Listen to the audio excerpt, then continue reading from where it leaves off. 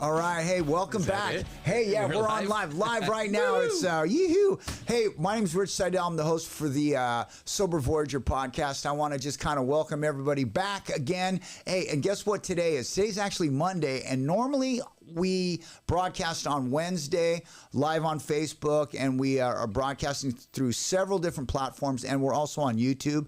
So if you can, in this moment in time, we're going to try to entertain you. We're going to try to educate you. We're going to try to just basically have some fun with recovery and just the life. And I got a really special guest today, and I just feel so honored to have him on the show. His name is Chuk Davis. He hails from Fountain Valley, California. He's a member of the Real Bad News, and he's got a really great story and a lot of history in recovery in the treatment industry. And welcome to Chuk Davis, our guest for the show. Our guest, okay. Yeah. What's up, Chuk? How's it going? Usually when this happens, yeah, Bob says, "Stop dying, Chuk." Oh, and I go, "Okay." Yeah, that's right. So here's something else. You got a podcast you guys have been doing since 2016.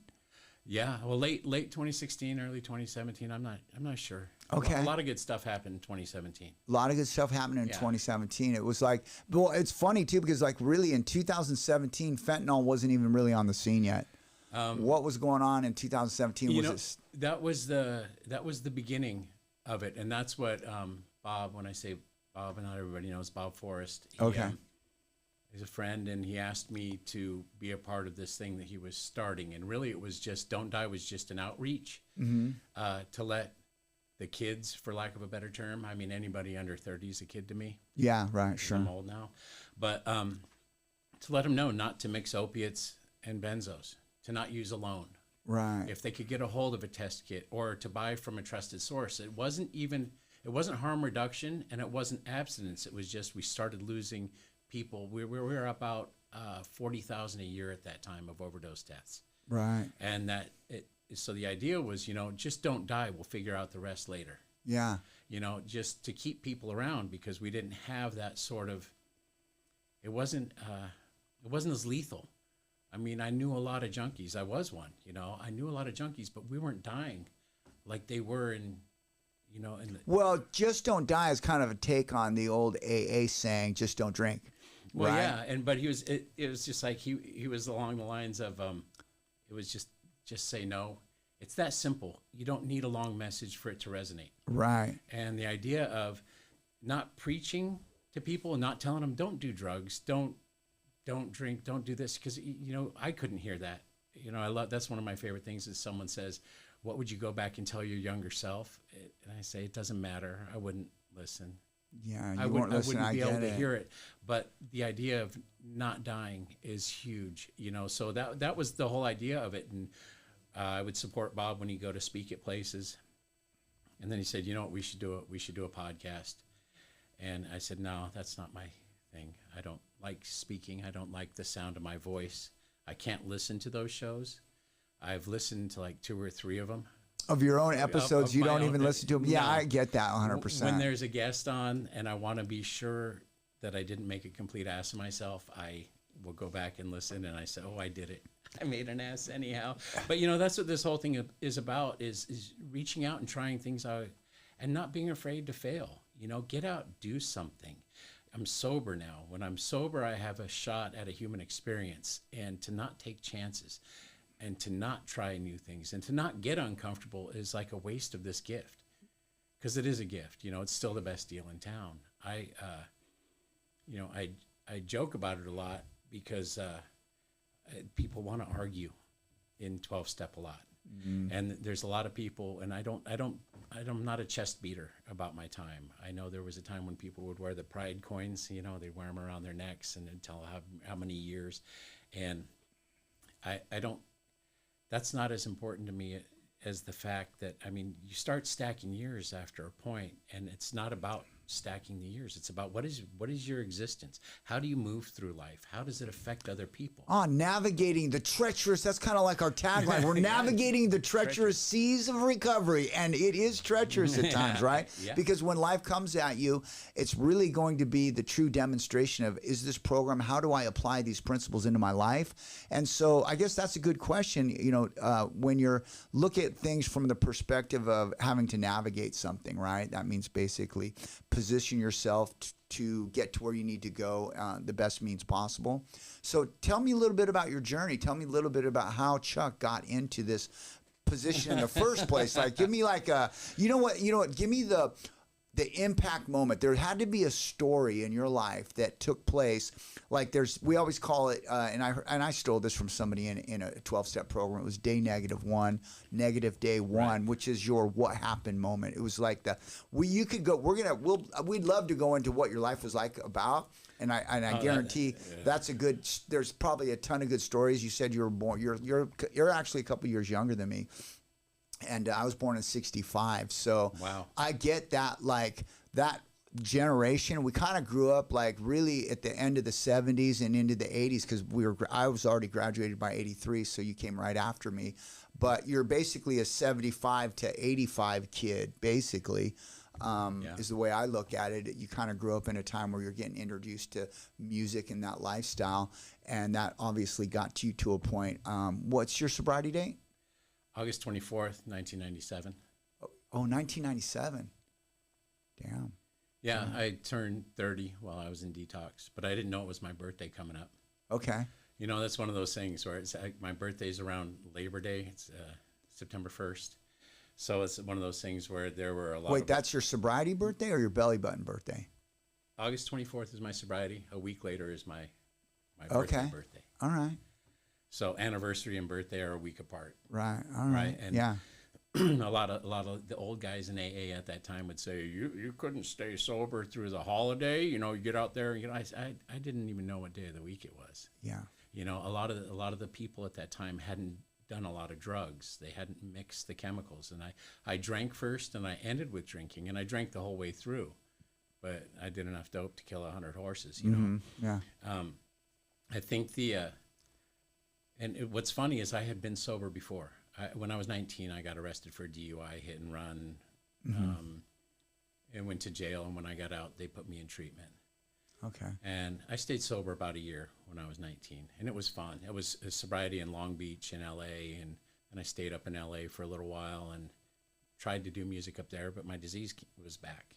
Got it. I allowed it to slip. It's like that thing where they tell you, the God, if people don't like God, that's okay. Magic, God, whatever you believe in, gives you that push, but you got to start pedaling. Because somehow you get through that first little bit, and if you're not connected, if you're not doing something, if you don't build a support system, if you don't put things between you and that next use, let me rephrase that. If I hadn't put things between me and my next use, if I hadn't gotten involved, I needed to. So when you say you didn't put something before your next use, where you're talking about the God thing? Well, I put things, like my kids. My kids, when I was loaded, not important. And that was the thing I was most ashamed of when I first got sober. People would go, I don't know where my kids are. So my kids are with my wife or my husband. And I was like, oh, fuck, they're out of the way. And it was later explained to me that that's not my fault. That's a chemical happenstance due to using the meth and the way I drank and the amount of opiates I used. The feeling, when you shut down your prefrontal. Yeah. The idea that I could feel for people or that I could love people, I believed I was a sociopath when I got sober. So I hid a lot of those facts. I didn't want people to know that I don't feel or think like they do. So I would say, yeah, I really miss my kids, but really, I'm sorry. I would say I'm sorry for the hurt I caused people, but I didn't really get it till a little over a year.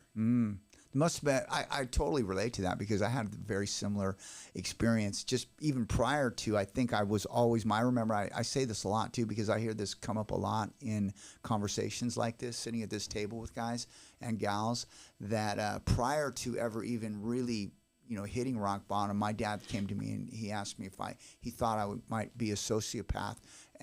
like a megalomaniac because, and I didn't really understand. I didn't know what those words meant, but it sounded derogatory to me, and I couldn't believe my dad was actually saying that to me. But it was because I lacked emotion or empathy, and I didn't really understand consequences.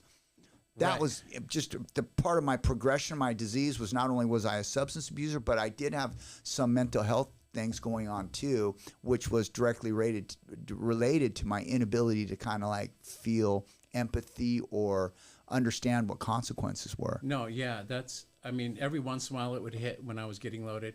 I would get struck with the guilt or shame for something I'd done. Sometimes I'd be doing something, I'd go, man, I know this isn't right. Yeah. But it was pretty much remembering what I was taught by my folks who are good people.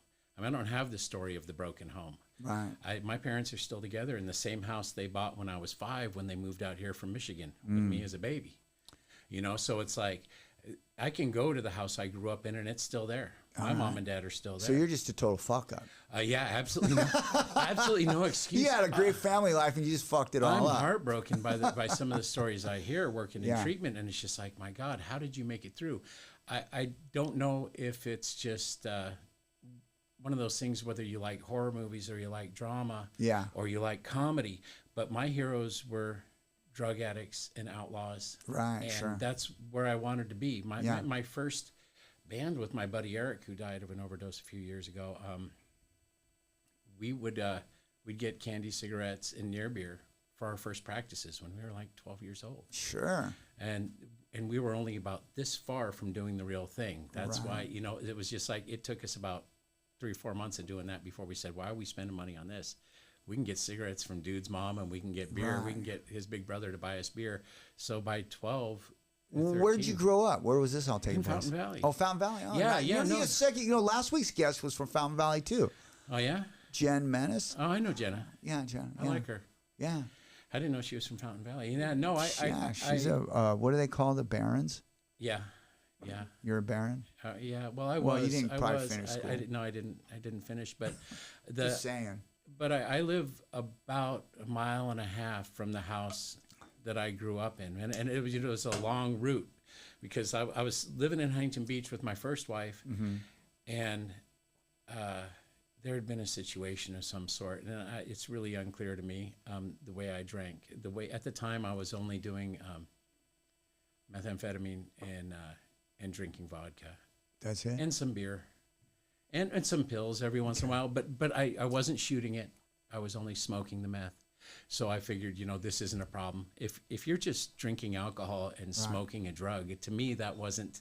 I get it. You know, I'm laughing, I'm smiling because like I said, I'm kind of like the same age as you, but that was the thing, smoking meth, drinking alcohol, and I really kind of would just go away from. I just want to smoke. If I drink a little bit, but really it was just about smoking meth. Making our own pipes. We used to blow our own glass pipes. But back in those days, you couldn't go to the store and buy them. Oh, no. You had to blow them out of glass. Yeah, you have to get the roses or the cigar. The roses. Or I would go, you know what, I ended up buying I would get the tubes. I would go to like Corning, this one, it was like a place where you could buy the glass tubes. So I would give them to everybody, you know, that I sold it to and stuff like that. And it was like a thing back then. It's funny. But this is like more 92. This is like more in like the 90s, 91, 92, 93, around that time. That's when 94. I was using a lot of light bulbs. Oh, yeah. You know, you got to shake the salt in the. What was those things? The air freshener was the air fresheners were the good ones. But light bulbs were always before around, they had the tubes, and they already had a good shape. Yeah, and I never did the light bulb. You know, it's really dangerous because the stuff they coat the inside of some of the bulbs with. Yeah, you got to shake them with salt first to try and get that stuff out. But we don't care. We don't think about that. We're invincible at that time, right? 100%. It's just about I got to get high. But so I got arrested and got out of our place in Huntington Beach, I think just for being drunk and disorderly. Neighbors weren't happy with me, and when I got out of jail, they released me on 13th Street up there in Westminster, and I walked home because we were on Utica in Delaware, right by the Boys and Girls Club there, and I got home, and I remember buying a 16th of meth, 12-pack of Coors Gold, and a small bottle of vodka. And then that's really what I remember. and then I'm waking up on the couch, and I'm looking over, and I look at my first wife, and I go, why isn't Tristan at school? She goes, it's Saturday, and I had gotten released on Monday, and I go, okay, sure it is, because I thought she had been lying to me about so many things, and I go, you know what? Well, I'm out of here, man. I'm trying to keep it clean. I'm not using my F words because I don't know where we're broadcasting or how. It's hard for me to regulate my swearing. Oh, right. You can just like, I don't even care. I don't care who sees me, hears me, or doesn't. It's it hard, doesn't matter to me. But I'm trying. I want to be presentable. Yeah. Profanity is not a sign of spiritual growth. Right. I hear that. Said that on our wall at Cooper. Yeah. But so I go, well, I'm outside then. I'm going to go talk to the neighbors. I'm going to go hang with the neighbors and hopefully get some dope, something. And she goes, I wouldn't go out there. The ones that aren't scared of you want to kick your ass. Yeah. And I started hollering again because that's what I was really good at. With her, I hollered. With men, I fought. And I was loud enough that the neighbors called. The police came back and said, we'll take you anywhere you want to go as long as it's out of Huntington Beach. We're sick of this. We're tired of coming out here. So I was just a nuisance. I was such a sloppy drunk and so bad at it, and almost 30 years old. It's not cute anymore. Right. At that time, it's just like if you're 15, 18, 20, 21, and you're cutting loose, and it's one thing. But I'm that guy where I'd show up at people's houses and knock on their door, and they'd go, "You can't be here, man." And that's just so. I said like every. It's funny how many guys I know that their story is the same. Whereas like the police go, anywhere you want to go, I go, take me to my mama's house. Yeah. So I show up at my mom and dad's house, and my dad comes out of the house because there's a police cruiser in his front yard.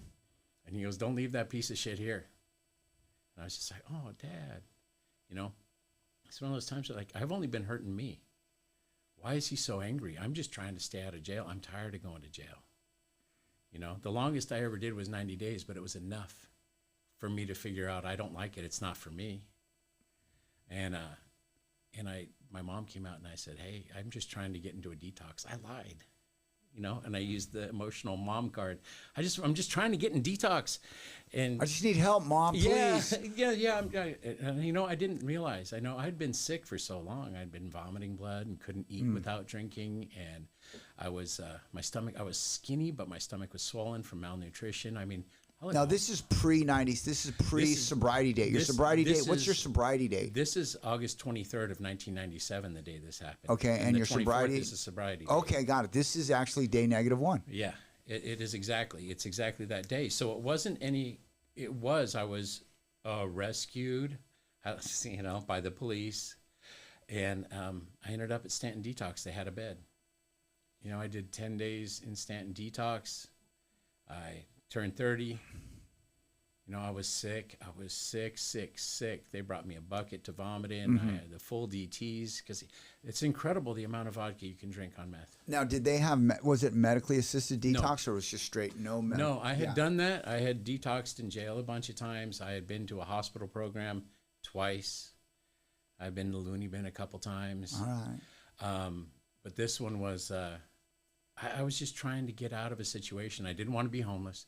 I didn't want to go to jail.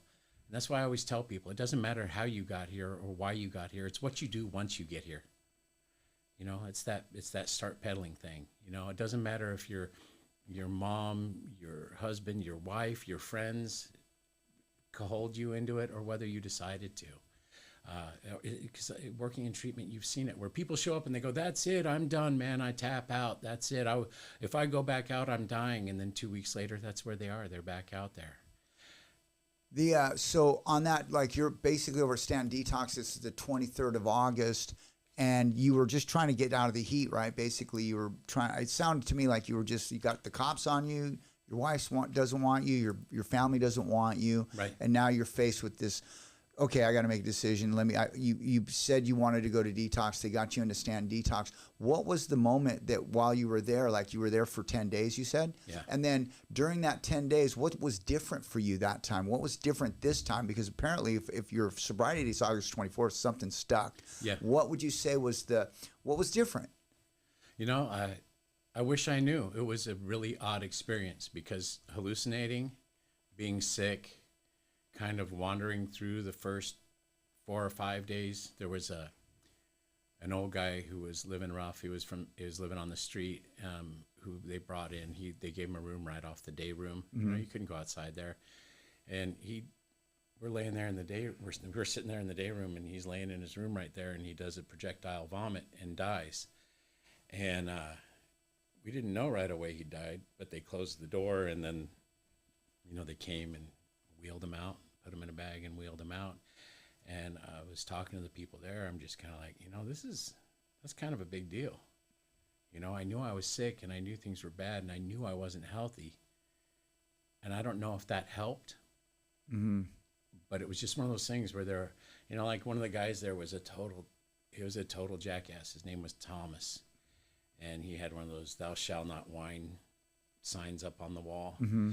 And he'd go, "Why are you acting like you got your shit together?" Because he was telling us how we were all broke. Otherwise, we wouldn't be in Stanton Detox. And I was like, I got $10 in my wallet, dude. Right. And he goes, $10. He goes, so what's that, about 33 cents a year for your life?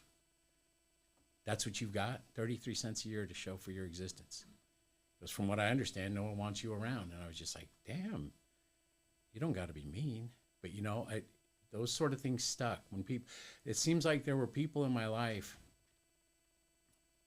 that said it wasn't the depth or there was weight. There was weight to the things they said because they hit. Like maybe I could hear, you know, the book talks about a lucid interval, being able to see things. And it's just like all of a sudden, all these things were lining up. Like, you know, I'm going to give this a shot. You know, I can always kill myself tomorrow. Right. I'm going to give this a shot. I'm going to see what happens. I'm going to at least get well. I'm going to do this detox. And I'm going to call my folks and I'm going to have them take me home. Now, prior to this, had you been to any 12-step meetings or done anything like that? Yeah. You said you kind of did that night you when you were, what was it? How old were you? You were 19. So during 19, you kind of did the L.A., Long Beach. You did a little bit of sobriety. So that was AA, right? Yeah. Okay, so you already have like a full background. Yeah, and I think if you've done AA for 60, 90 days, you've just about heard it all other than the from the heart stuff. Right. Which is what seems, you know, my sponsor says this thing. He said a thing that is the reason I kind of picked him. And he goes, you know what, something that really bothers him is when an old timer will get up and pound the podium and say, I'm just telling the newcomer what they need to hear. Mm-hmm. And it's just like, well, how do I know what they need to hear unless I've listened to them? How do we meet somebody where they're at without being a broken record that's just annoying? Because I know alcoholics and addicts don't like to be told what to do or how to do it. So are we going to bump up against that or work with them? Give them a little bit of leeway. So, you know, I wanted to be the person who I needed when I got sober. Got it. Kind of became my thing because I went from, my folks wouldn't take me home because they had done Al-Anon at that time. And I ended up at Cooper Fellowship for 6 months. And things got good enough, sharing a room with 4 other guys, riding a bus an hour and a half in the morning to work to do welding in the hot sun in Orange, taking the bus back home, and then going to a meeting at night. Most people would think it was miserable, but I was like free. So you went from Stand Detox over to Cooper Fellowship? Yeah. And you did 6 months there? Well, and then they told me I had to leave, so I laid real low. I did 7 months in a 6-month program. All right. Because really stuff was going well. Why would I want to change it? Yeah, that's scary. It was the best it had been. My first wife had told me we were getting a divorce. She'd sent me divorce papers, and I was like, cool, let's go, next. Oh, how'd that go down? How was your marriage? I mean, during that whole time, when did you get married? How old were you? I got married at 20 in 1988. We were married about 9 years. We had 2 kids. The oldest one's 34 now. The middle one's 28. All right. And then I've got a 14-year-old from my current wife who we've been together 22, almost 23 years. Oh, all right. So, but that was like I was 3 years sober when I married her. It was terrible. It was a rotten alcoholic life. It was a alcoholic, drug induced. Yeah, everything about it was just unhealthy and sick. It was very high volume. You know, There was a lot of yelling, and there was a lot of just me leaving. So how did music play a part in this? What was going on musically for you? Oh, that's when music became a thing I could only do at home. It was a strange thing. It almost because I had a brief stint of sobriety in 1991. I had gotten another DUI, and I had to do a program. And so I was sober for a little while, and then, you never know how a drink's going to come at you. Well, how did you get into music in the first place? Tell us about that. Like, what was the deal? Like, what is that? I love. Some people just love music. I'm just one of those people where it's really important to me. Some people feel it. Some people don't care. They'll listen to whatever's on the radio. But as you know, we grew up in a very rich musically. It was a very rich time. Yeah. And then with the advent of punk rock happening at that time of my rebellion, there were two things that happened. There was the punk rock club and there was the heavy metal club, which kind of ventured off from hard rock. And I was in this club, and the two clubs didn't mix at that time. Yeah. They were sworn enemies for some reason. I don't know. Humans just like to fight each other over differences. Yeah. But they're really more the same than anything. It was a rebellion against society, and it was a rebellion against authority. Right. And I loved all that. I was super attracted to it. It fit, with Ramones, Dead Boys, but I was listening to music before that. I loved, all this stuff. There was so much good stuff happening. It's I hate to say it because it makes me sound old, but a lot of the music is soulless. Today. Yeah. Yeah, it doesn't have the same. We kind of got the tail end of the best part of like music for sure. But I think everybody says that. I feel like that's true too, but it just sounds. But I just remember, like for me, like I always I can go back in my. I don't know if it's like a time machine, but music is like a time machine for me. It is. It triggers visual, mental, emotional experiences that I otherwise can't like draw back to. But even like when you say something mentions what we're talking about right now, and lately I go back to like 7th grade and I think about all the great albums that came out in 1977 and 78 and that progression right there. Right. And that's also about the time that my drug use and alcohol abuse started taking off too. That's why I'm always interested in the two go hand in hand. That whole kind of rebellious spirit, and it was weed at age 12, 13, which when you go look at a 12-year-old now, they are babies, and I thought I was a grown-up. I thought that too. I see that too all the time when you're talking about, like, I forget, you were talking about the cigarettes and near beers. Now, I didn't fuck with the near beers, I used to play around with the cigarettes all the time because that Lucky Strike or whatever brand or the Charleston, whatever ones they had the little candy. Those were the gum. It looked cool. It was just cool. You blow on it and the little dust off the little white stuff comes out like it's smoke, right? It looked like everybody cool. Oh, man, you had to be cool. And it's funny, too, because it's weird how, and I know today, even today's youth, they're trying to idolize and they're trying to, basically not copy, but you look around for, different like music and clothing, hairstyles, everything. And you go, I'm going to be a little bit of this. I'm going to be a little bit of that. I'm going to listen to this because you want to look like that guy. I want to be cool. I want to be like that guy. And then whenever I look at somebody that's music is a part of their background, I go instantly into, okay, so they started playing either guitar or bass. When did you get your first, how did that go down? Did you go, hey, Mom, I want to play guitar? Or did you have a friend? What'd that look like? Yeah, absolutely. The neighborhood, that's what people did. When we didn't have internet, we could either throw rocks at each other. And we did that. I got a million great stories of that, too. That's so funny. The freaking cemetery right over here, before it was gated up and had orange trees, you could go there when it was foggy and throw oranges at cars on Beach Boulevard. So we were always doing something or playing. There were a bunch of flood control districts around. Oh, yeah, that's what we did too. Having dirt clod and rock fights, something to do. Railroad tracks, dirt flood. What else was there to do? There was no TV on during the day to watch. This is, before the advent of cable TV, which not even everybody had in like 80, 81. Yeah. It was like the people that had it were cool. And our house is one of them that got it a little bit later, but so it was something to do. And my buddy Eric, had a drum set, and it was just like, so I've got to play something. Yeah. And there was a kid in the neighborhood. There were a bunch of bands in our neighborhood. There was of the things I wanted to do, 4 houses down, there was a motorcycle club, or one of the guys in the motorcycle club. Yeah. So I was just like, that's what I want to be when I grow up. I want to be a biker. Right. And they're listening to the hippie music and the heavier stuff, like I love like the Alice Cooper and the Black Sabbath and more of those lines. And then punk rock happened and everybody started a band. you know, because it was easy. It was easier, you know. And I'm not going to say that it's harder than anything else, but it was something that I could do. I could pick up a guitar and figure out a Sex Pistols song. Mm-hmm. I could figure out a Ramones song. Right. I'd watch my dad. I grew up in a house where he played guitar. Oh, okay. So there's where the influence comes from. We listened to a lot of what you would expect, you know. Yeah. You know, from his era, but there was a lot more Motown in it because he's from Detroit. Okay. You know, so I think I got an advantage there. I think that's why I play bass now. All right. Bass is the thing that makes that music move. Right. Doesn't mean nothing else is important. I mean, without a good drummer, your band's sunk. What was the first song you learned? Oh, I don't even know. I don't think I've ever been asked that.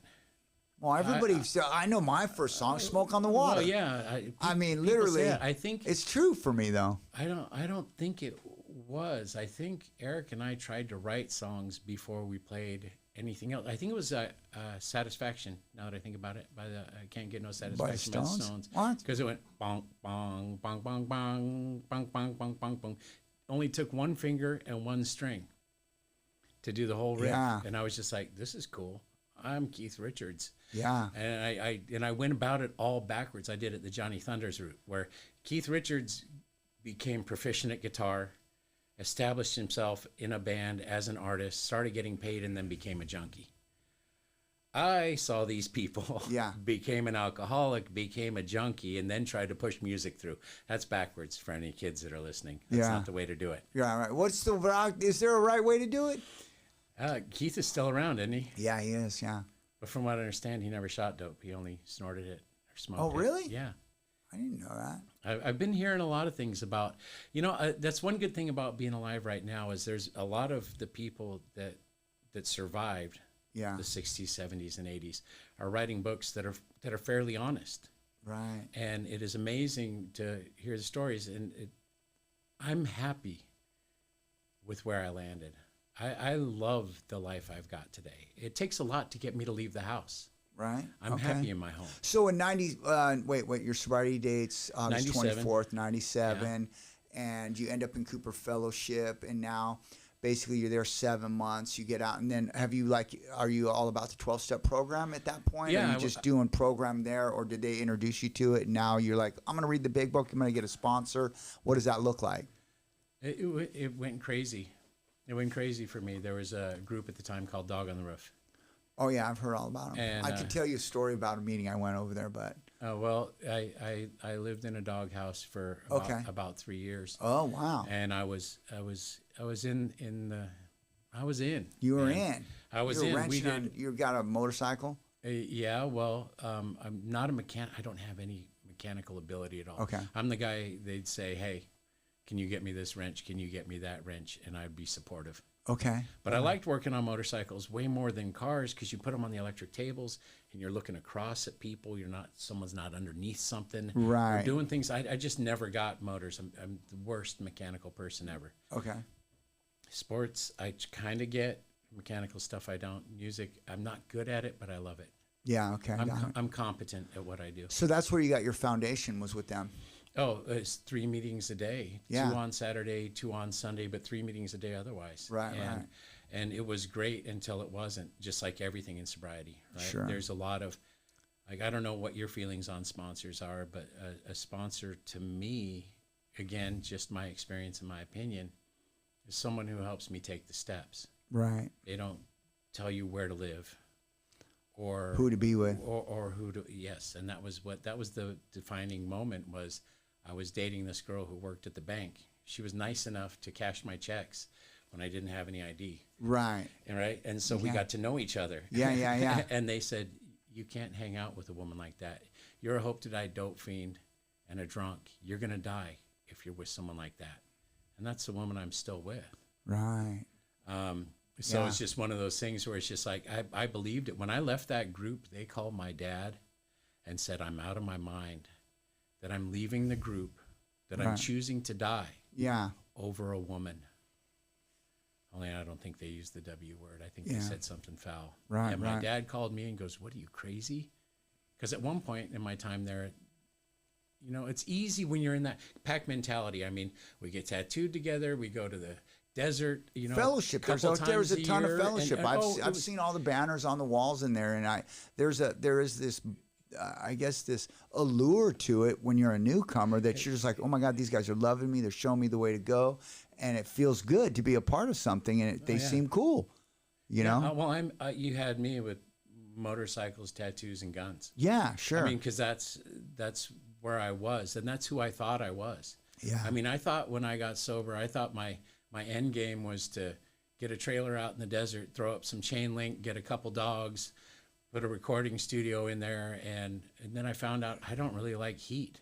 Right. You know? Yeah, exactly. I had no idea. I like the heat more than I like cold, but I don't want to have to be subjected to it all the time like that. I like it by the water. I learned that, that I'm not who I thought I was.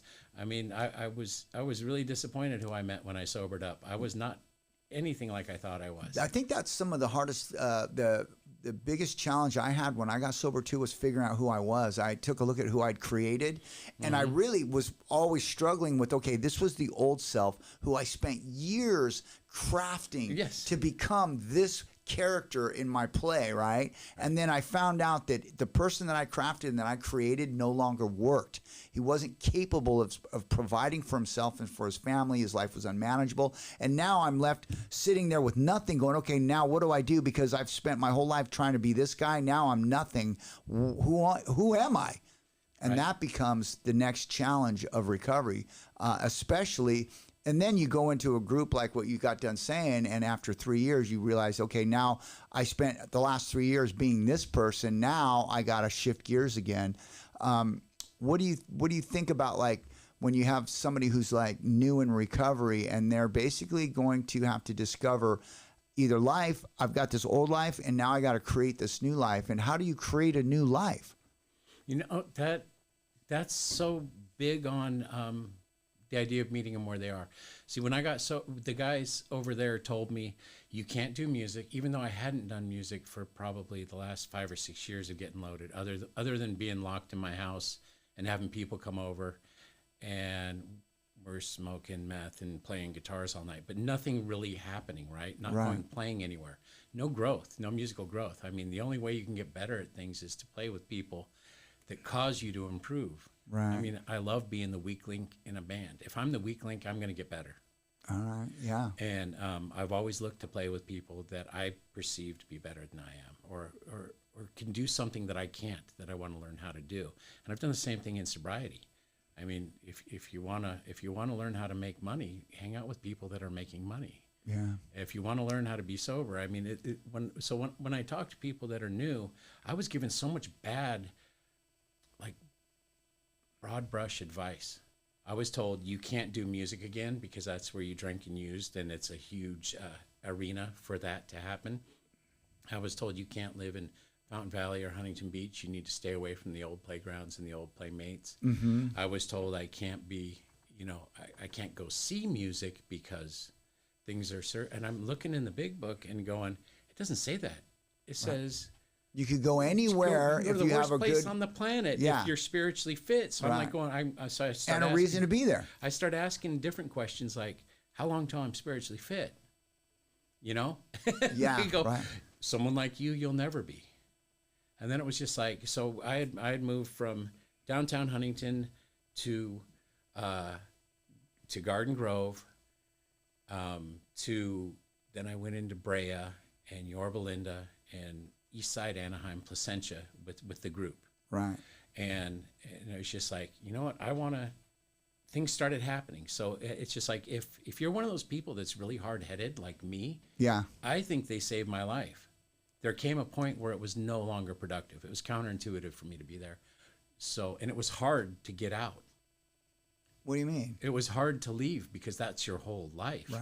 It's where you live. It's who you hang with. It's who you eat with. It's who you see 3 times a day at least. Right. It's totally encompassing. And I thought that that's what I needed to do to stay alive. But I started looking into things for myself. So I don't tell people you can't. You know how many people are sober in music? Man, I was just at a show at the Garden Amp a couple weeks ago with a couple dozen of us. Yeah. That are stone cold sober for years and years. And wait, so 97, how many years is that? It's 27. 27. Okay, got it. 27. Just turned 27. And, you know, and the only year I wouldn't want to do again is the first year. That was the hard one for me.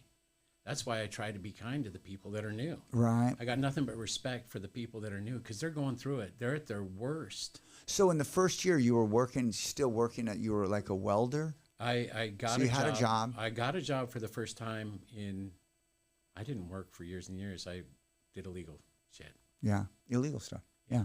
That's what we do. That's what we do. That's what I did, anyhow. Not everybody does, you know, and so I started learning that it wasn't about, you know who Mickey Bush is? Of course I know who Mickey Bush is. He used to say a thing, I don't know if he still does, but he used to say, you know, if you're broke, it means you got no money. He goes, if you lose your car because you can't make the payment, that's just a symptom of being broke. Right. If you don't have a place to live, that's a symptom of being broke. You can be broke without losing all those things. Right. And I'm one of those people, not as smart as some of the others, that, you know, I had to lose. I had to get down to that $10. Yeah. How there was $10 in there, I'll never know.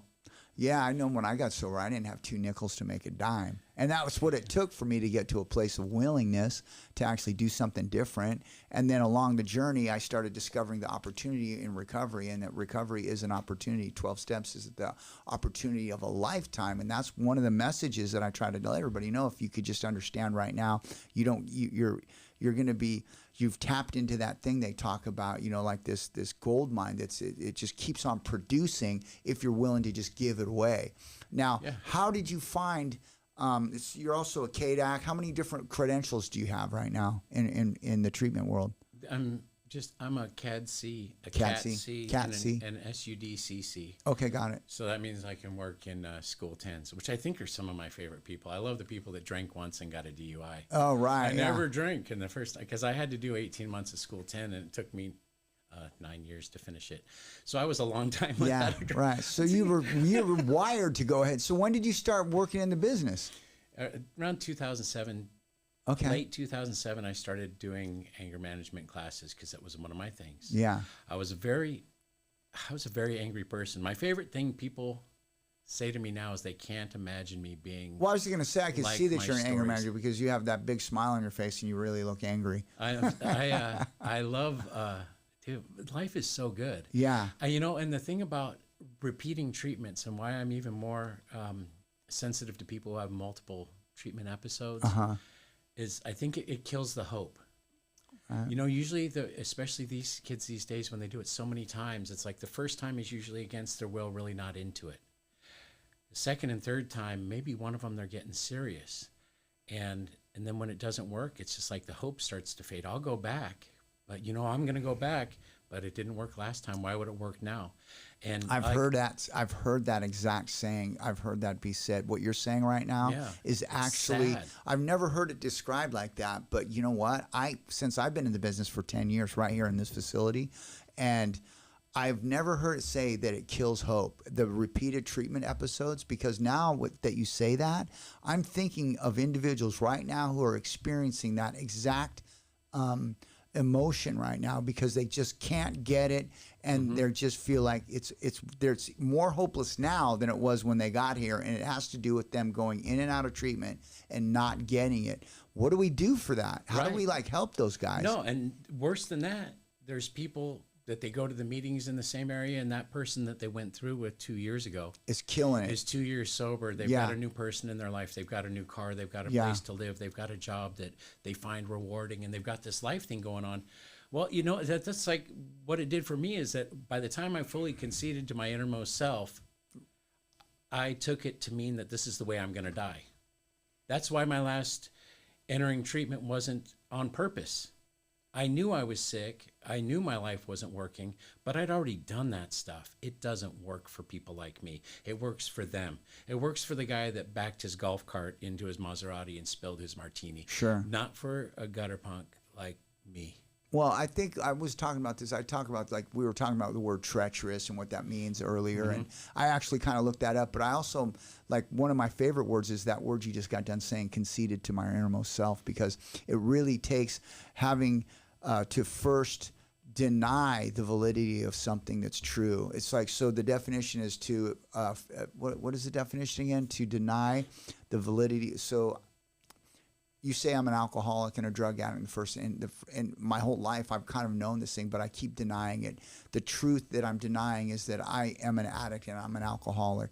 Everything points to that. Everything shows. The scorecard has read 0 for so long, but I keep on fighting it. Right. You know what I mean? I'm like, no, it doesn't say 0. No, it doesn't say 0. But then the fatal day, hopefully the fatal day, not that I die, but the day that I actually surrender and say, you know what I've been denying is true for so long, I'm finally willing to admit that it's true. And that's what conceding is, to admit something's true after having first denied and resisted its validity.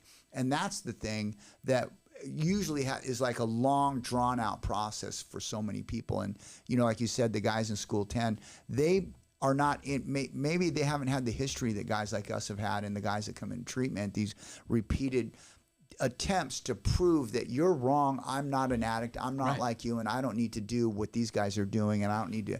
I'm not having primary characteristic of us.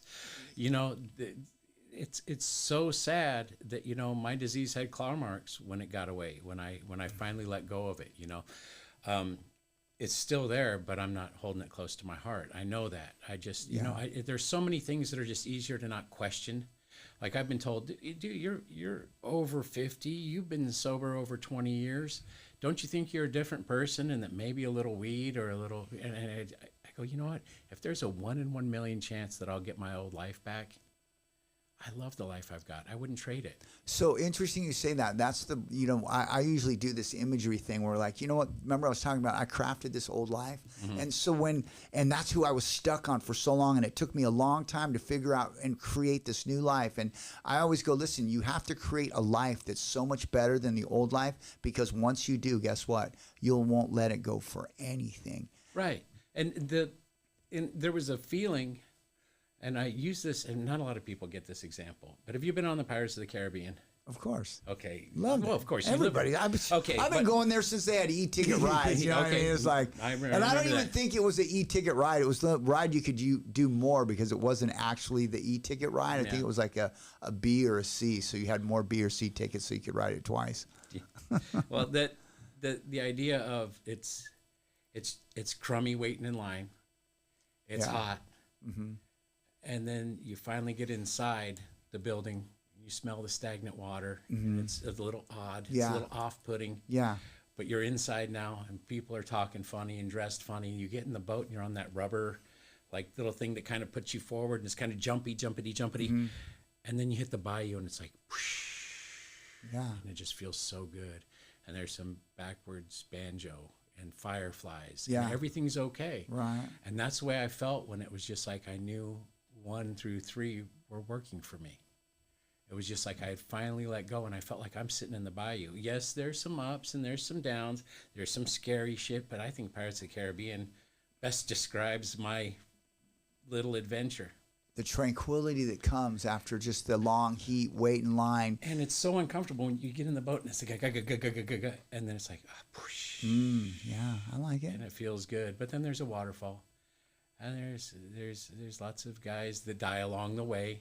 It's funny, you were talking about Mickey Bush, and I spent a couple hours I'd go to his he had a trailer, he had a place where he lived down the road in Long Beach, and he shared a lot of his information with me, the way he looks at like step 1, 2, and 3, and he really like altered kind of like my perception of what I used to think an alcoholic was, what I used to think about step 2.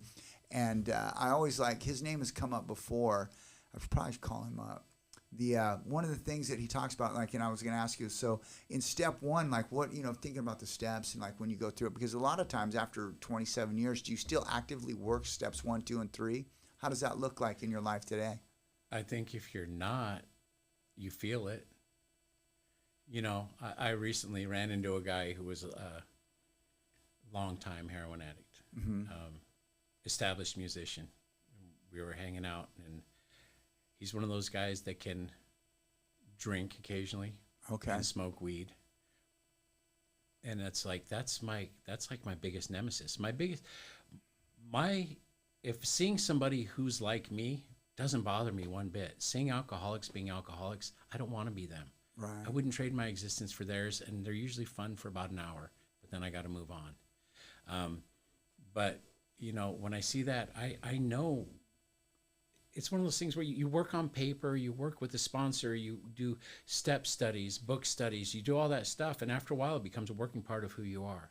Right. Which is where I think a lot of my people that I know personally did really well during COVID, because we had ways to deal with trying times where normal people did not. Right, yeah. A lot of normal people ended up in treatment for drinking too much because they didn't have an office to put a break between their drinking. Right. I think that's interesting that you say that. But they're not dyed in the wool like I think I am, and I'm just going to believe that no matter how much scientific proof goes against it. There's a long history of alcoholism, and I took to it like a duck to water. You did? Yeah. So, like, when you mentioned COVID and you talked about people's, like, how did you navigate COVID? Did all your meetings close down, or were you able to keep doing it, or what? What did that look like for you? You see, this is one of those things that changed. I was doing 15, 17, 19 meetings a week for 3 years. Mm-hmm. Then it went to, when I blew out a dog on the roof, it got totally different. I was just like hitting meetings sporadically. I didn't want a sponsor. I didn't want anything to do with it. It was like leaving a bad marriage. I left a bad marriage, and then I left that where it left a sour taste in my mouth. And I said, I know what I need to know. I can do this. So I bounced off a couple different sponsors. So my home group is Sunday Beach meeting on PCH and Warner, Sunset Beach. And for 2 weeks, they shut down the beach. The police did. You weren't allowed there. As soon as they allowed us to sit outside, me and my buddy Paul, who has moved since, we started going back out there so that new people would have a place to see human beings. I was so anti-Zoom, and I don't know why. I mean, I do a Zoom as much as 5 times a week now in the mornings. It's a stag, and it's a bunch of guys I know. Most do music or in. What meeting's that? It's called the 8:30 Men's Stag. 8:30 Men's Stag. Zoom. Yeah. All right. Cool. And it's just a meeting. It's Zoom. Now you're like Zoom. Oh yeah, and I'll tell people about it. And you know what? It probably has to do with the fact that they shut the beaches down and they were forcing you to do it. So you're anarchy, or your your punk rock brain's like, hey, I'm not going to do that because they're making us do it. You know, it was more fun. Yeah. When it was clandestine. You know, I do like that sort of thing. Yeah. I do like doing a lot of things. I do a lot of things that people think you shouldn't. Yeah. And I don't recommend a lot of people do them. I spend a lot of time at bars. There's music there. I play bars. You play bars. There's music. Sometimes they serve food, and it's okay because then it's all ages. But like Alex's bar, you know, I go there a lot to see music. But that's what you're talking about. I have a reason for being there. I'm not just going to hang out and drink a Coke. Right. Because I've done that. I've done that when I took a break from meetings. That's dangerous ground, man. Dude. Taking a break from meetings, hanging out at bars. Doesn't sound like a recipe for success. And and I totally set myself up for failure. Yeah. I went up to we were at the Queen Mary, and I went up to the bar and I ordered a Coke and something else for my wife. She's not one of us. Right. But she doesn't need to be. She's got all the shit we learn here. In treatment, in 12-step, learning how to be parents, how to be sons, how to be brothers, how to be friends. Yeah. How to take off all that we had constructed to be who we are, whether people like it or not. Because I know anytime I walk in a room of more than 10 people, someone's not going to like me, and that's okay. I don't have to have everybody to like me anymore because I'm okay. Yeah. So tell me about your wife. So we do all this here. We think we're all these good stuff, and what, your wife, she's just that way naturally? Yeah. No, that's why I married her. She was the best person I'd ever met. Yeah. She helped a complete and total loser like me open a bank account. Yeah. You know, and she goes, you know, you don't exist. And I go, yes, I do. And she goes, no, you don't exist. 30 years old, no driver's license, no banking history. I was a ghost to the government and to banking institutions, you know. I wouldn't have gotten a bank account if not for her. And then, you know, it's one of those things. She was everything I wanted to be. You know, like, you know, when they say stick with the winners, I think that's kind of. You know what's interesting? I remember getting into when I first got sober too. The experience you're having, I called it doing the people who do the right thing to do because it's the right thing to do. Right. Now, honestly, I had never experienced people like that because I surrounded myself with the, industry. Like somebody said, Jenna Menace the other day said. It was how did she term it? She didn't want to say what she did, I guess. I sold drugs. I went to prison, but she used some other. I went to prison for that. But everybody I surrounded myself with was always had hidden agendas, ulterior motives. Everything was selfish, self-centered gain, and I was no different from that. And then when I got into recovery and I started seeing people give freely of their time, energy, effort, and their finances to other people who are suffering. And they did it because it was the right thing to do.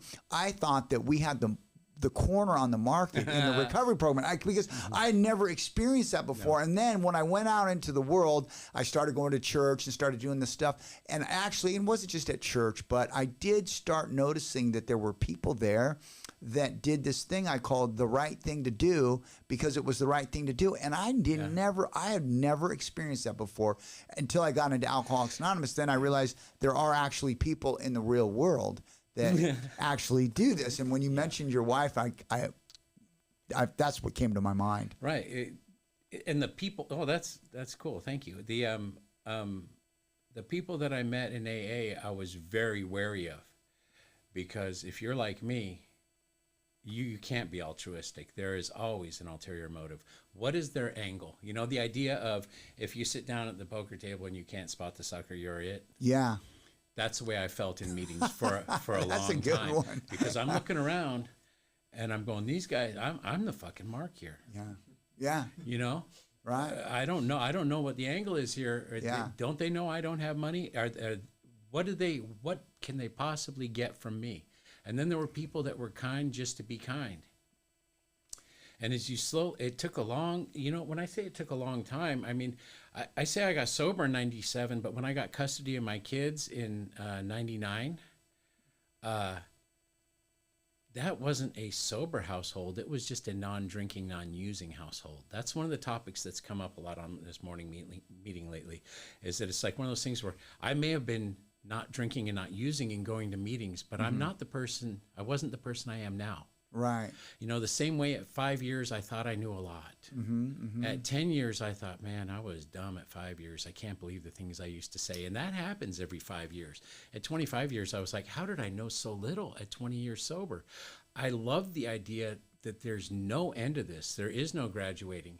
And it doesn't matter if I'm talking to someone who's brand new, who's never done this, or someone who's been around for 30, 40, 50 years. Shit, Diane and Jimmy been around over 50 years.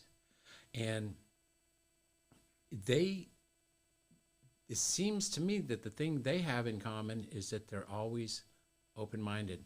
They're always willing to have their mind changed if the evidence presents itself.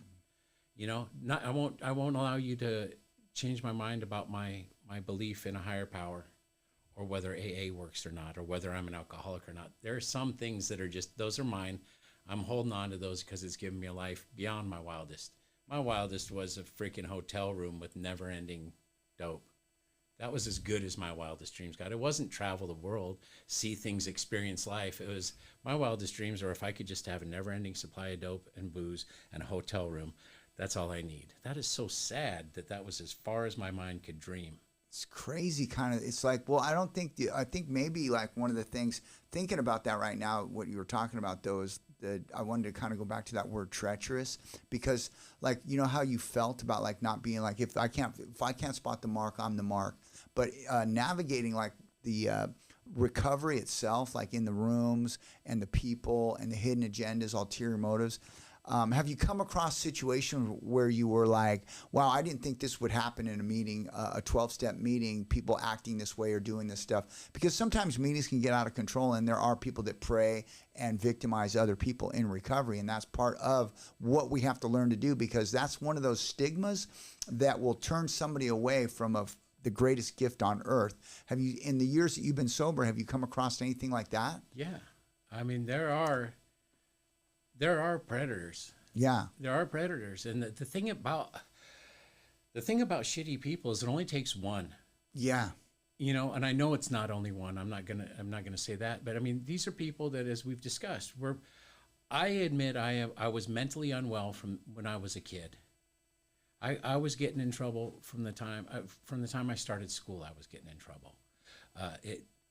Drugs and alcohol were a cure, not a problem, until they weren't. You know, so I had behavioral issues. I was I did not appear to be mentally stable. And a lot of people in AA need a lot more than a cup of coffee and a donut, and they don't know it. So you've got to keep your wits about you. That's where the people that have been around have to do their due diligence too. Right. When you see something that's wrong, address it. I mean, there have been situations where I've had to talk to men in the group, because it's my group. I see, and they're making these younger women, or any women, uncomfortable. Mm-hmm.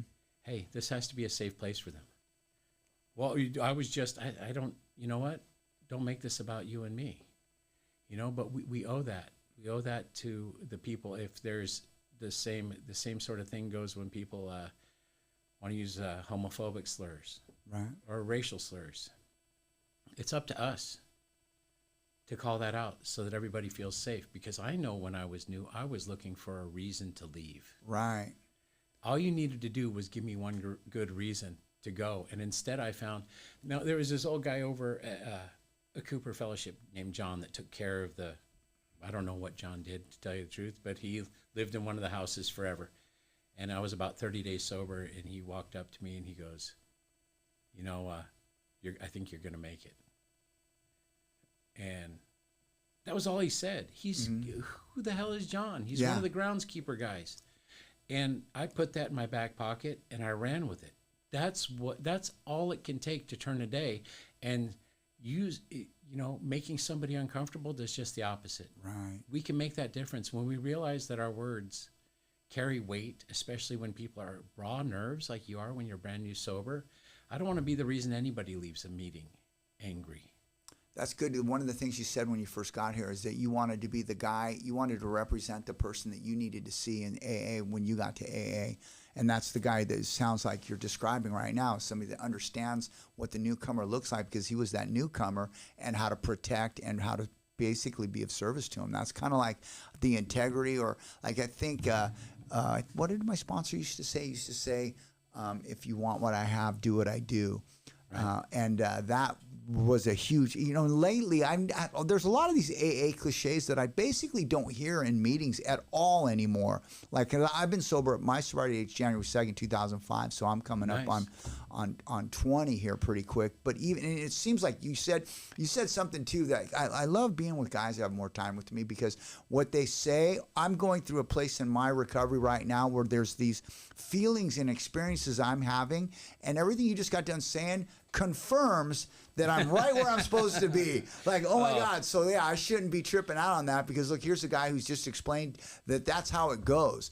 And what I thought I was at 5 years and at 10 years and at 15 years, now I'm like learning all new stuff right now that's kind of reaffirming, making me recommit, I guess, to just having that open mind and being willing to, again, experience something new, so that I can have a new experience that will kind of, I guess you could say, kind of become an awakening that will take place after all these years. There's all these experiences. I've kind of hit this plateau. Now I realize that, you know what, this is all leading up to this new awakening that I'm expecting to happen. And it comes from understanding that I'm going to continue to grow and have these re-experiences. I guess I call them, they're kind of re-experiences, because I had them before, but I just forgot about them. The idea that, I love everything you just said, because that sort of, when you say I've almost got 20 years, my head says that's a long time. Yeah, but to me, it doesn't seem like that long, really, because I'm having this new re-experience of this old shit that's going. Your 20 years is a long time.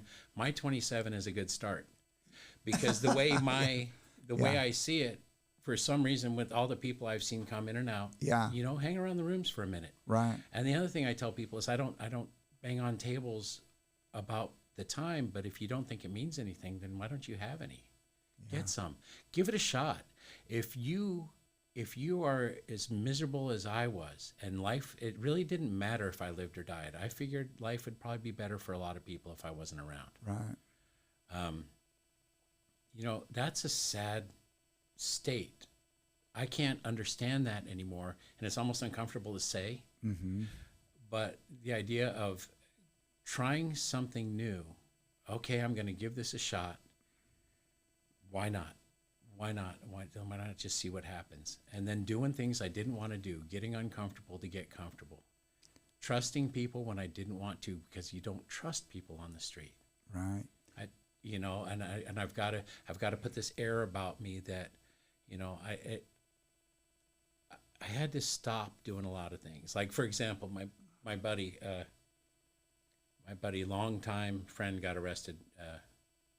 Got caught robbing banks is what happened, right? Right. So the whole time he's in prison, people would be asking me, and I go, I don't know nothing about no banks. That's my story, and I'm sticking to it. Right. To try and lead them down the road to make them think like maybe I'm some sort of bank thief too. Sure. Because I want some credibility of being, I'm a shitty criminal on my best day. Right. I'd hit a low dollar. I'm the kind of guy who breaks into my folks' house, steals their jeans, and sells them to the used jeans place. Got it. Where it costs more to replace the stuff, then it's really even worth. I did a lot of other stuff, but I sold we sell drugs. It's part of what we do. I didn't consider myself a drug dealer because I was supporting a habit too. Yeah. But we do what we got to do to get by, right? And so to show up here and to just be, you know what? I'm not a badass. I've been in my fair share of fights. I've had my nose broken a bunch of times. Yeah. I've also broken my hand a bunch of times. Well, you're a punk rock guy. Aren't you supposed to fight? Punk rock guys back in the day, that's all they did. There was like just massiff fighting going on. Yeah, but you could. You ever been in any of those? Of course. It should be dangerous. If it's not dangerous, is it really fun? But you give my mom enough vodka and meth, she's gonna want to fight too. Right. Yeah. Sure. Of course. So it's just like, the way you look affects the way I look affects the way I act. Yeah. The way I act affects the way I feel. Yeah. So today for me, punk rock and rebellion looks like a striped black shirt. Yeah. Well, It's not about a costume. It's about that I was afraid I was going to lose me more than anything. Did you ever vote or anything like that? Is it back in the day when you were like doing all that stuff? Were you like a voter? Did punk rock people vote? No, I didn't. Yeah. I didn't, but see, there wasn't. Right now, there's this weird thing going on with politics and punk rock, where if you have to be left wing to be punk rock, and then this other group that believes if you're not right wing, then you're not punk rock. And people don't like my opinion, but I'm not a fan of either party. Yeah. I think, they're the same party. Whoever controls it's like the double-headed snake. I mean, I firmly believe that they're just giving you the illusion of a choice, and they've created this massive amount of division and the ability to like, we talk about frothy emotional appeal in AA. Right. Well, what they've tapped into is the ability to get people to get emotional about a subject matter that has nothing to do at all with anything. But once they've got your emotions, now they give you information. And both sides are divisive, and both sides are, no matter what you choose, you're going to be choosing the one they want you to choose. And that's the way it goes. And I don't give a fuck what you say, think, or do. You can have the illusion that you're picking the guy that's going to, that the salvation of the world is not going to be on this side, the left, or the right. It's going to be like, and I heard this the other day too, but I've been preaching this a lot too, is like the greatest impact we're going to have is like not our vote, it's what we do with our community. And we're gifted, like we were talking about superpowers, like members of the 12-step community have another superpower that just transcends all other skills and abilities, and that's to help another alcoholic or drug addict who's suffering change the trajectory of their life and bring hope and a purpose to not just them but their family as well. Right. And it really becomes about that. And it's like, we have more impact on what we can bring to the community. And I think everybody needs to like remember, it's like, that's where you got to find your purpose, is how am I going to serve the community 100%. That's going to help them. What's it look like in your home? Yeah. What are you putting out into the community from your home, into your neighborhood? How do you vote on a local level? That's really the only place you can make a difference. It's just like talking to a guy who's much smarter than I am, and I go, man, these guys just, all remind me of the guys that think the strippers like them. You know, it's so. They don't? It's so, exactly. You know, there's, you know, Trump really cares about me. Kamala Yeah. really cares about me. Yeah. She sees me. Yeah. I feel seen. And it's just like, you're so sad. It's like it's so sad to me that the belief is being put in very fallible human beings that have to be able to lie for a living. But that's why I don't like talking about it. That's why whenever I see it on Facebook or Insta, I scroll past it. I don't like or dislike. I don't feel the need to drop my opinion. It's one of the things I learned in anger management. Right. Teaching it for so long, that taught me more than anything, was don't engage and don't escalate. And is it worth it? Yeah. Does it first of all, posting an opinion on any social media isn't going to change anybody else's. I'm either hoping for an echo chamber of support and love, or I'm looking for a fight. Yeah, and I 100%. haven't done that in a long time. Right. I haven't physically put my hands on anybody since I was 3 years sober. Oh, nice. So I don't want that. I don't want to be. I don't want to be part of that. It's so ugly, it's man. so ugly. Well, it's so terrible. It's like I was, you know, sometimes I can see why. Like I ask my, you know, people that my son, he's never voted and he doesn't really care to. I don't think. And I think I remember being young and in my disease, but I don't call it a disease. I just call it my lifestyle. But when I was in my lifestyle, the last thing I ever would even consider was giving a damn about what's going on in society, because I was checked out of society. The whole reason I was doing what I was doing, because I didn't want nothing to do with the status quo. Whatever they're doing, I want nothing to do with. Yeah, save it. You know, you guys, that's something you can worry about, but I'm not going to worry about it, because, you know, I didn't even really think much about it. I was just like, what do you mean vote? Like, what's that? No, that meant I had to get up on a certain day and go to some place and do something. I would never in a million years even think of doing that. You know? That's for them. You know, like, I don't know if you remember a show called The Young Ones. It was on MTV in the 80s. And it's just like, hi, man. Neil would go, I live an alternative lifestyle, man. Because they wanted him to get a job. Yeah. And it was just like, you know, that's what you do. You wear a watch. You have a job. You have goals. This is me. I'm over here. Right. I'm in this subculture. Right. Which really was leeching off the other. Yeah. But it didn't matter. You couldn't talk. I couldn't hear till I could hear, you know. That's why it sucks. And I don't like anybody being told that they're not ready. Well, they must not be ready. You know what? In recovery? If you made a decision to get on a plane or to give up your freedom to go to detox, this old guy Steve used to have a saying, and I loved it. He'd go, you know, it's got to be a really bad day at my house for sobriety to be a good idea. Yeah, right. And I go, I get that. You know, you're not sitting at the beach on a sunny Sunday afternoon, you know, having a great day and go, you know what sounds good? Yeah. Detox. Detox sounds good. No, it's things got to be upside down. So how are we meeting those people, and how are we treating them when they come in? Are we showing compassion? Love and tolerance is our code. You know, so much of the stuff that's in that book that people that don't know is just beautiful. Yeah, I love that book. And it's not about telling people what to do or how to do it. It's taking them through the steps and allowing them to make mistakes, learn, grow, and hopefully, because I was least likely to succeed, because I screwed around too much, I joked too much. Yeah. Sometimes it still happens. People call me out on it. But when I get nervous, I get a little bit of Asperger's type thing going on, and I say some stuff I can't even believe I've said. Right. See, I'm gonna blame it on Asperger's. Asperger's. You know, That's how you do it, when though. people say, no, I've got no filter, man, sometimes I've absolutely got no filter, but I seem to enjoy myself when I'm like that. You know, my sponsor told me when I was looking for work, he'd go, just be 60, 70% yourself. Don't be 100%. He goes, not that you're not great. Yeah. But don't give them 100% right out the gate. Yeah, that's funny. That's funny. It's good advice. It's good advice. It's worked, you know. So, I mean, that's the thing. Who would have thought that I've been working, you know, the last 27 years? So you've been working 27 years in treatment. I started doing welding because I couldn't get a job anywhere else. All right. Another buddy of mine, I said, hey, I'm going to get thrown out of Cooper if I can't get a job, but I don't have a work history to tell them. I've got 10 years of being self-employed or whatever. Right. And I'm trying to sell that, and I couldn't even look at myself in the mirror.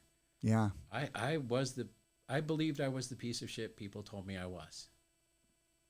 You know, what is the so when there you was get, no evidence to the contrary though. yeah, at that but point. you know, I remember. I mean, I have a story about that too. I'm not going to get into the piece of shit thing because I remember some kid like this close to my face just telling me what a piece of shit father I was, and I really had no idea. I thought I was the greatest father in the world, but you know, when you don't pay your electricity and you're running extension cords from the laundry room in the garage, and you're making a double male end extension cord, because I don't know if you know this, but if you take an extension cord and make two male ends on it, and you plug one over in the laundry room, and you can walk into your house with the other end and plug it into your wall, and it'll power up that side of the panel, and you'll have free electricity. Well, that's a good way to do it. I ran off extensions. Yeah, I would do that throughout the house because I couldn't I couldn't pay the electrical bill. So what I do is I'd hot wire the rest of the complex with double-ended extension cords, and I'd power up my house that way and That's just funny. steal power from That's everybody. funny and sad. Yeah, it's sad. But we think we're doing our job, right? yeah. Because Oh. just exactly like that. So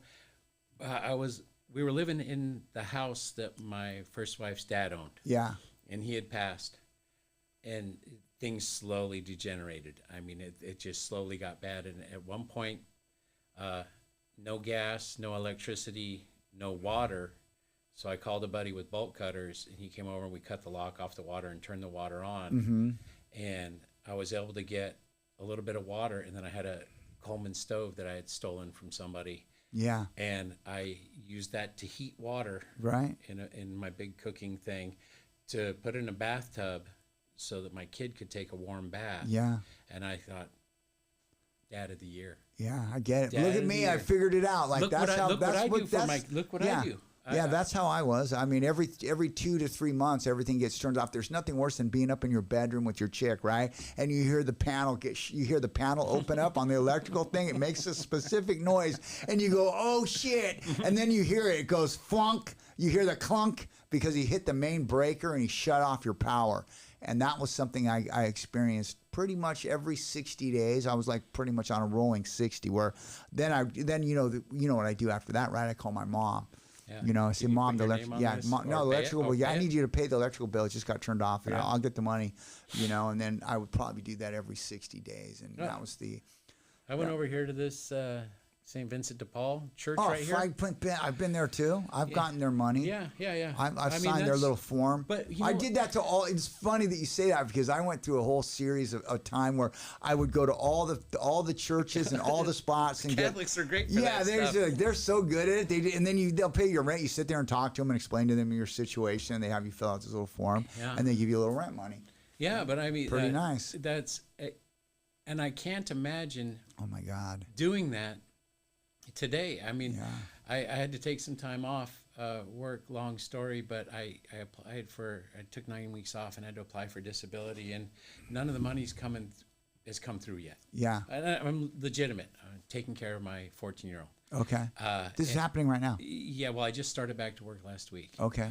So it's just like one of those things where, you know, that money adds up, and it's a nice chunk, but if it doesn't happen, it doesn't happen. Right. I've gotten to that point in life where it's just like, you know, and that didn't happen in the first year, is that we haven't been without food. Mm-hmm. We Yeah. haven't been without a place to stay. Right. Yeah. We haven't been without vehicles. I mean, it's like the idea that I can wake up in the morning and go, "Oh, shit, I got to go to work because I've got this mortgage and I've got this car payment and I've got this kid who's sick right now, and I've got, you know, we've got all these things." Or I can wake up and go, "I'm in a place that we own.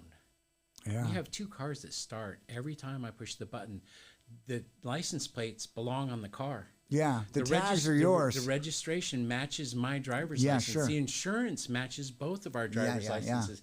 And I can drive anywhere, anytime I want, without fear of getting pulled over and going to the clink, because that's what happened every time I got caught driving, especially without a license. Totally understand that. And the fact that I go to a job that I love, where I get to see the lights come on, where I get to fight with the people, because I know scared, lost, in fear looks like complete and total dick is what Yeah. it looks like.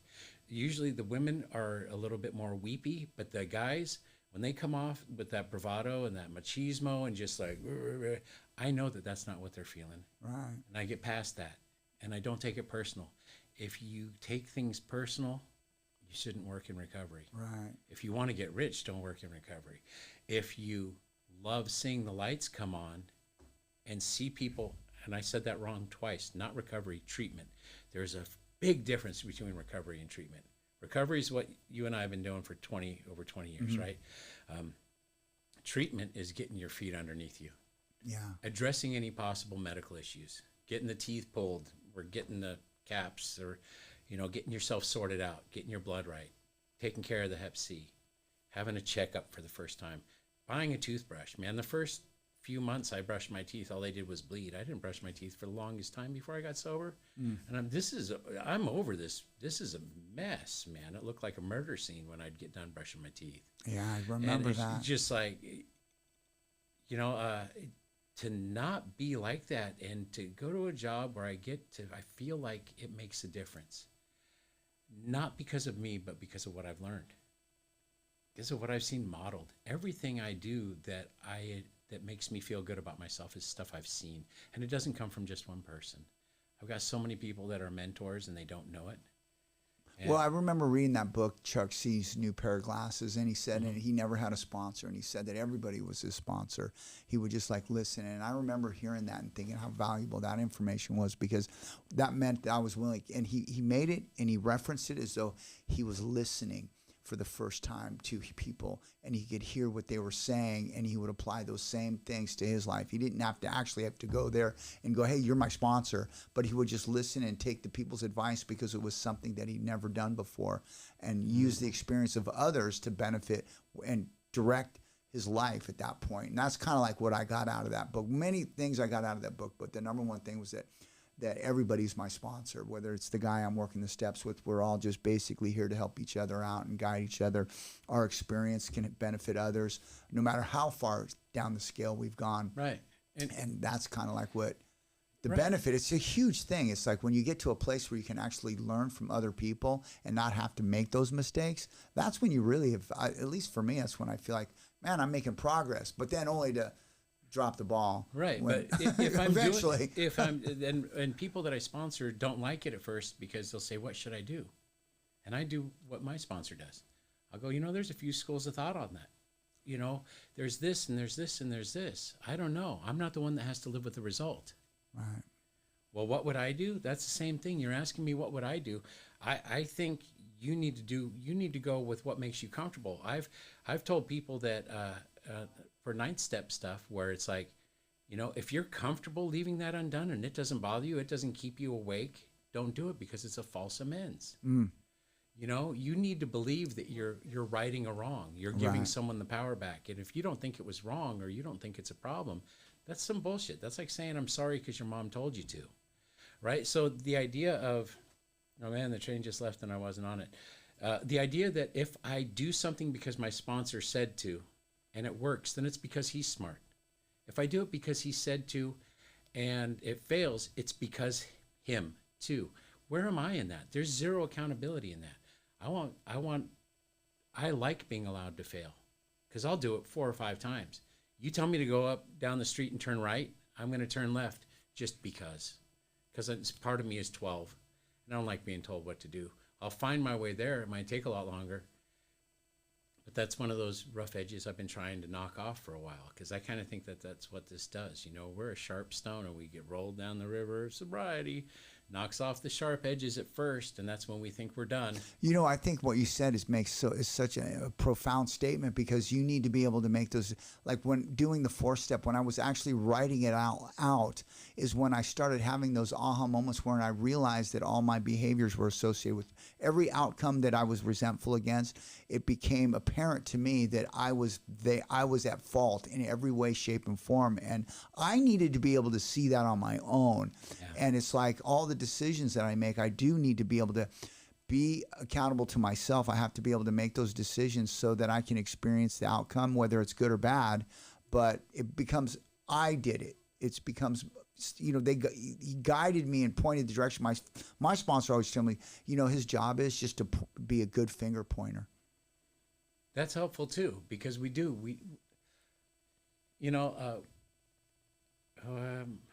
right back to sponsor, a good man always seeks counsel before he makes a big decision. Right. But it's not always my sponsor. Yeah. Sometimes it's my dad. Yeah. Sometimes it's my wife's dad. Sometimes it's somebody I know who's been in the same situation. That's more important than anything. If I don't understand something, like I had somebody come to me and say, if I'm doing steroids, am I sober? I don't know. I don't know. That's not a question for me to answer. Do you think you're sober? Right. If you think you're sober, then I can't tell you what sober is. If you're on Suboxone, are you sober? I don't know. That's not for me to decide. Right. You need to talk to somebody who has that experience, see what they think. And then it's just their opinion. Right. There aren't a lot of absolutes. Within the framework of our traditions, there's a million ways to do this thing. Yeah, I love that about AA too. It's like, to thine own self be true. Yeah. It's such a hard statement to Shakespeare's best right there. Yeah, it really is. It's powerful stuff. Why does my phone keep buzzing? What is it time? Is Steve trying to just tell me something? Anyway, no. I thought it was Steve trying to tell me something. That makes for great podcast. Look at your phone? Or just some... Well, we're at like an hour. Where are we at on time, boss? 1:25. Wow. What do you mean? An hour, 25 minutes went by? All right. You got to be kidding me. You know what? The one thing I wanted to share here. Yeah, share some stuff. No, I love this because they read this in the morning meeting, and I don't know. I haven't heard it in a lot of meetings. And it's something that is so vital, and I think I'm doing a much better job these days of living this. Okay. It's the humility prayer. Yeah. And it goes, Lord, I am far too much influenced by what people think of me, which means that I'm always pretending to be either richer or smarter or nicer than I really am. Please prevent me from trying to attract attention. Don't let me gloat over praise on one hand or be discouraged by criticism on the other, nor let me waste time weaving imaginary situations in which I am the most heroic, charming, witty person present, is myself. Show me how to be humble of heart like you.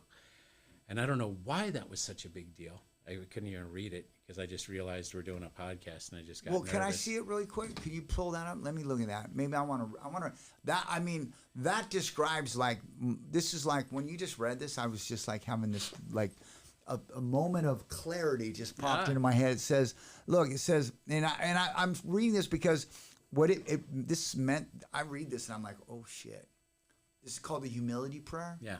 Lord, I am far too much influenced by what people think of me. Yeah. Which means that I'm always pretending to be either richer or smarter or nicer than I really am. Please prevent me from trying to attract attention. Don't let me gloat over praise on the one hand or be discouraged by criticism on the other. Nor let me waste time weaving imaginary situations in which the most heroic, charming, with my person present is my oh, no, wait a minute. I fucked it up. It's a hard sentence, isn't it? It's a hard sentence. Well, because my glasses are totally I have this weird thing where they drop down and it gets blurry, and then they have to be up like this for me to see. It says, nor let me waste time weaving imaginary situations in which the most heroic, charming, witty person present is myself. Show me how to be humble of heart like you. I'm gonna have to have you send that right to me because that is like the epitome. When I just got done working my another step 4 on my divorce, and it broke down like my self-esteem, how I think the world should see me, or how I think the world should have seen me. My wife treated me, my ex-wife, and I saw that I really truly believe so highly in the steps, because if you break down these definitions of self-esteem, ambition, pride, because you take those 3 topics right there and then you apply what we just got done reading to it, and you apply the fact is, how do I really see people seeing me? Why is that so important to me? And it goes back to that self-centered fear of not being accepted, and it goes back to the most basic principles of the 12 steps of recovery. And it's when we just got done talking about how as time goes on, you know, 5 years, 10 years, and you're still learning and growing. I feel like I'm learning the basics all over again.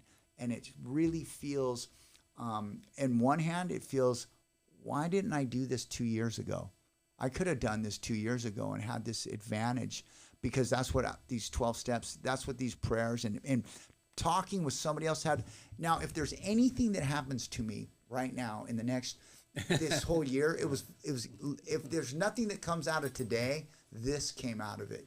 And that's what recovery is to me. It's like this one little prayer is going to change so much for me right now. You have no idea. I'm so glad you read that. That's great. I mean, see, that's also one of those things that for crazy. For like a year, a friend of mine's been telling me about this meeting that happens on Fridays, and I go, I work, I can't. Yeah. I take my kid to school, and then I start work at 8.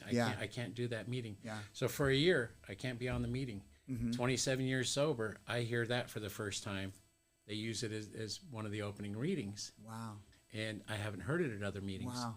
And I've never heard it before. It's just one of those things that it just hit. And I Googled humility prayer AA, and that showed up on the Cleveland, Ohio AA thing. So it's just like, there's no way you can be the master of this. And the people I know that are the best adjusted and the happiest. And you know what, that thing of why didn't I do this 2 years ago is because I've never done this to the best of my ability. I've done it to the best of my willingness at any given point. Yeah. And there are times where the willingness, the drive just isn't there. But then some things will happen. Things move and shift, because this is the first time I've done, like I'll be doing two meetings today. I did one this morning, and I'll be doing one tonight. Right. I haven't been doing 6 or 7 meetings a week in years and years, not because I didn't feel like I needed to, but it's just the way it went. And then when I found myself in this other situation, I plugged in, and it's great. Yeah.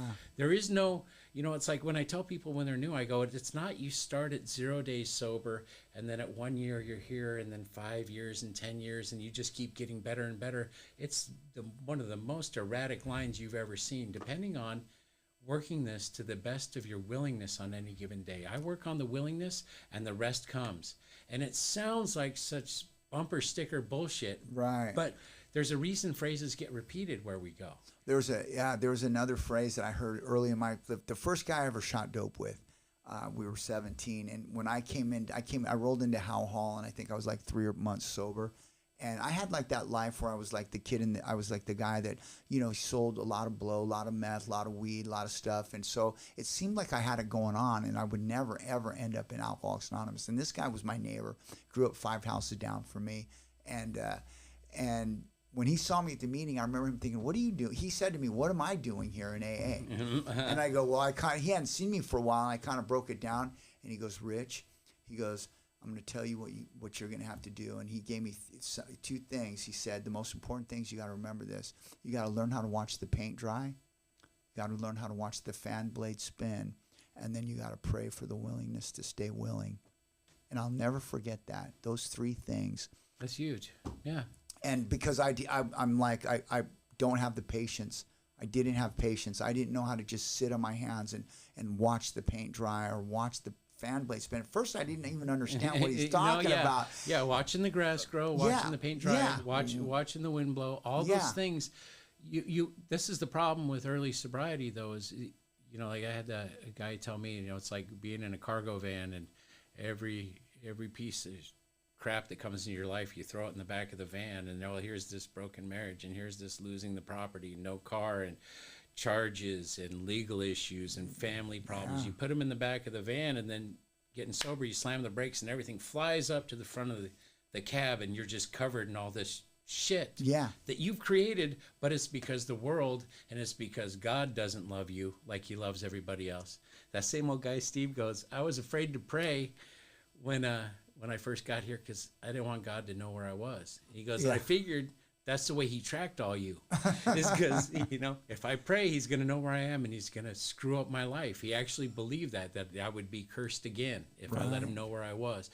So we got to, there's so much to happen. If someone's new, man, give yourself a break. There's not a lot new under the sun. The names, the places have changed. But we get it. We've been there. A lot of us, it's been a while, so we don't remember the pain. But I've never lost touch of that pain, and I think that's why I've been able to stay. I want that, but it stopped being a fear-based recovery a long time ago. That's the fear-based.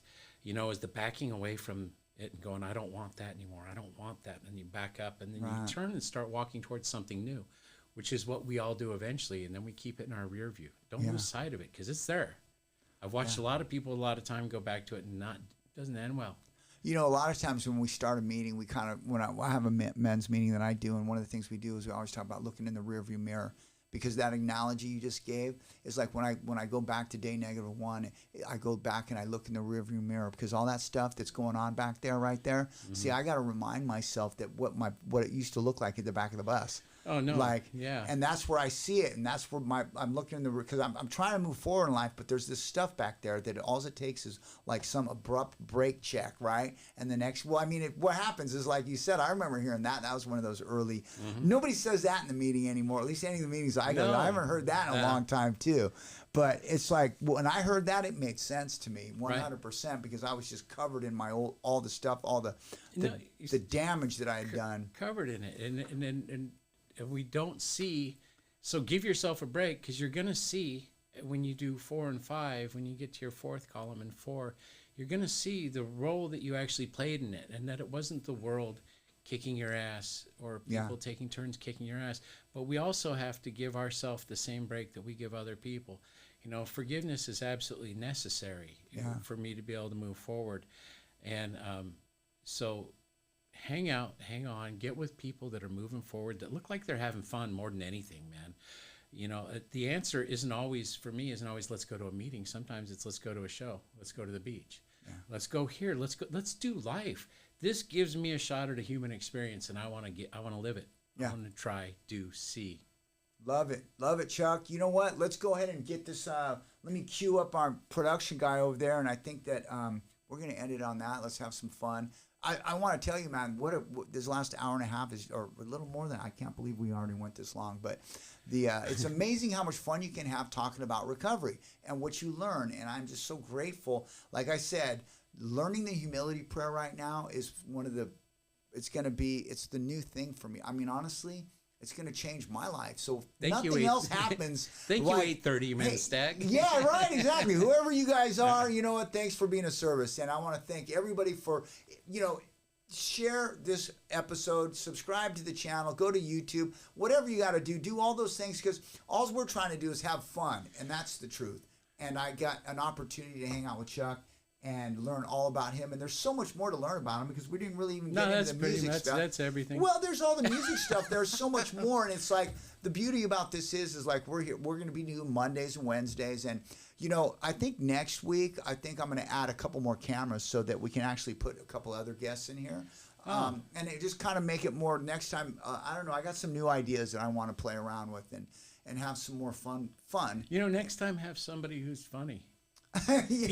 Well, what I think we're going to do is we got to get like a sidekick that actually every time I say something, he makes fun of us. That's what I do on Don't Die. Bob says something ridiculous, and I go, yeah, like the old Ed McMahon thing, right? Yeah, that's it, man. That's the way to go. So anyway, really quick, I'll just end the show with this. You guys, thanks for tuning in. Thanks for just being here, being a part of recovery. Remember, don't die. I'll give you that. Just don't die out there. Sort out the rest later. Yeah, man. Sort out the rest later. Yeah, it's all good stuff, man. We want to thank you for joining us. Share the episode, and have a great rest of the day. Be blessed. Yay.